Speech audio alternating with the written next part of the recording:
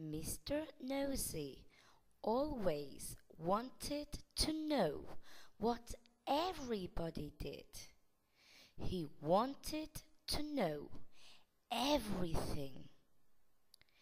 Everybody knew that he was nosy. He was somebody who would look through a keyhole if a door was locked.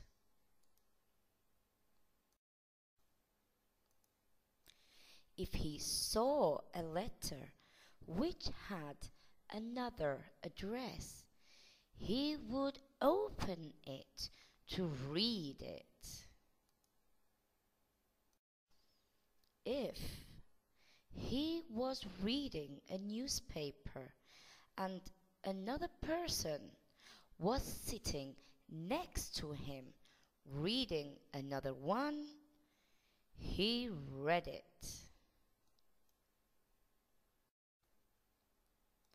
The people in town didn't like the way in which Mr. Nosy spied, so he didn't have a lot of friends. Mr. Nosy lived alone and lonely.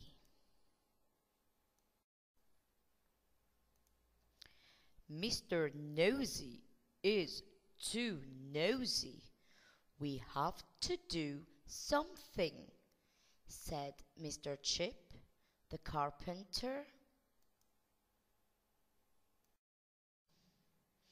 I think that Mr. Nosy is too nosy too. We have to teach him a lesson, said Miss Washer, who had a laundry. I have a plan, said Mr. Brush, the painter, and all his friends gathered to listen to him. The next morning, Mr. Nosy was walking along the main street when he heard somebody singing behind a closed door. I want to know what is happening, thought Mr. Nosy, so he opened the door and looked inside. Splash! And the end of Mr. Nosy's nose was covered with red paint. I am so sorry, said Mr. Brush, who was painting the inside of the door. Mr. Nosy went home to take off the red paint, which was very difficult.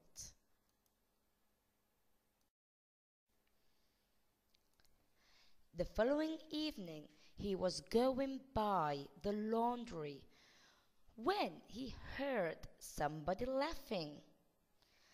I would like to know what is happening, thought Mr. Nosy, so he looked over the wall. Snap! And on the end of Mr. Nosy's nose there was a clothes peg. I am so sorry, said Miss Washer, who was hanging clothes on the washing line. Mr. Nosy went to his house to put cream on his nose, which was red. Later, Mr. Nosy was walking along a fence when he heard somebody hammering So he stopped to look around the fence.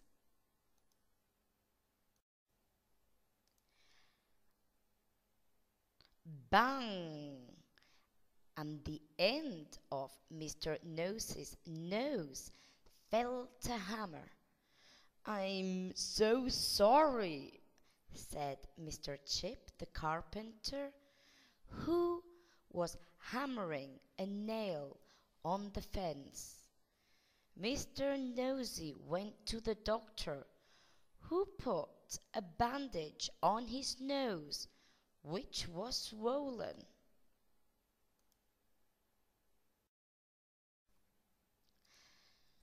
The following day, Mr. Nosey was walking through the forest when he heard somebody. "I would like to know what is happening," he thought. So he went behind a tree, but when he was about to look, he stopped and continued walking.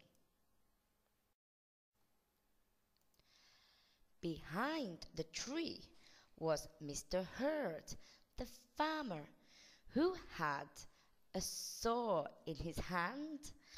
The plan had worked, and he couldn't stop laughing. Mr. Nosey stopped being nosy, and he became good friends with everybody in town. But if you are nosy, it will be difficult to have friends, because in real life, people do not give a lot of opportunities like the people we have met in this story.